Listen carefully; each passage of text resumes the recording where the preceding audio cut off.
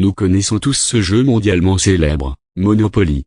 Des parties interminables, des hôtels sur la rue de la Paix, des disputes familiales, et ce sentiment grisant d'écraser ses adversaires en devenant le maître du capitalisme. Mais, et si je vous disais que ce jeu, symbole du capitalisme moderne, a enfin été créé pour le dénoncer? Et si la vraie inventrice du Monopoly avait été volontairement effacée de l'histoire? Bienvenue dans la fascinante et méconnue histoire de Elisabeth Magie, la femme oubliée qui, il y a plus de 100 ans, a imaginé un jeu révolutionnaire, bien avant que Charles Darrow ne le popularise. C'est une grande découverte, un secret longtemps enfoui que vous allez enfin percer. Chapitre 1, une femme en avance sur son temps. Nous sommes en 1866, à Macon, Illinois. Elisabeth J. Magie naît dans une famille progressiste. Son père, James Magie, est un éditeur de journal et un militant pour l'abolition de l'esclavage. Autant dire que les idées fortes circulaient dès le berceau. En grandissant, Elisabeth ne veut pas rester dans l'ombre. Elle devient inventrice, sténographe, comédienne, autrice, et surtout, elle est passionnée par l'économie, notamment par les écrits de Henri Georges, qui défend l'idée d'une taxe unique sur la terre pour limiter les inégalités. Mais attention, Elisabeth ne se contente pas de réfléchir. Elle agit. Elle va éveiller les consciences. Et pour ça, elle va créer un jeu.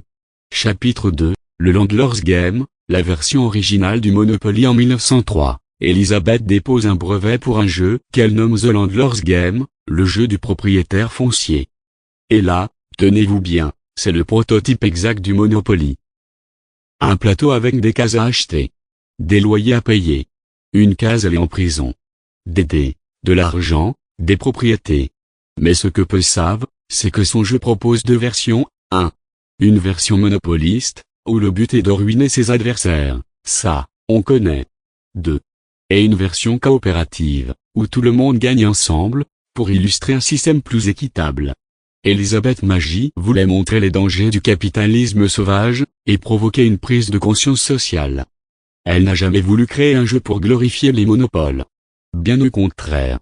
Chapitre 3, le vol du siècle. Pendant que son jeu circule dans les cercles intellectuels, quakers et étudiants, quelqu'un s'en empare.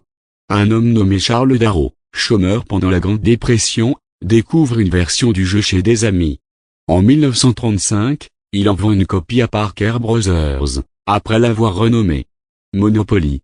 Et là, le mythe commence. Darrow est présenté comme le génie du jeu, le self-made man américain qui a créé de toutes pièces ce monument ludique. Sauf que c'est faux. Lorsque Parker Brothers découvre le brevet d'Elisabeth Magie, il rachète ses droits pour seulement $500. Sans royalties. Sans reconnaissance. Sans son nom sur la boîte. Une femme effacée. Une histoire enterrée.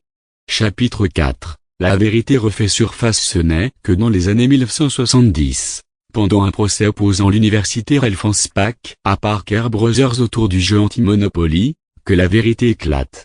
Anspach découvre le brevet de Magie, son plateau, ses règles, son intention éducative. Et là, le monde réalise, la véritable inventrice du Monopoly, c'est elle. Elisabeth Magie avait tout imaginé, des décennies avant que le jeu devienne une icône capitaliste mondiale. Elle a même créé d'autres jeux pour sensibiliser aux injustices économiques. Mais l'histoire l'avait volontairement oubliée. Chapitre 5. Un héritage enfin reconnu aujourd'hui, Elisabeth Magie est célébrée comme une pionnière. Une femme visionnaire. Une militante politique. Une inventrice brillante. Et une figure féminine ignorée par l'histoire pendant des décennies. Elle a osé défier un système injuste, a utilisé le jeu comme outil d'éducation sociale, et a pavé la voie à la création ludique engagée. Conclusion, la face cachée du Monopoly. Derrière chaque pion, chaque hôtel, chaque passage par la case départ, se cache un message. Et derrière ce message, se cache Elisabeth Magie.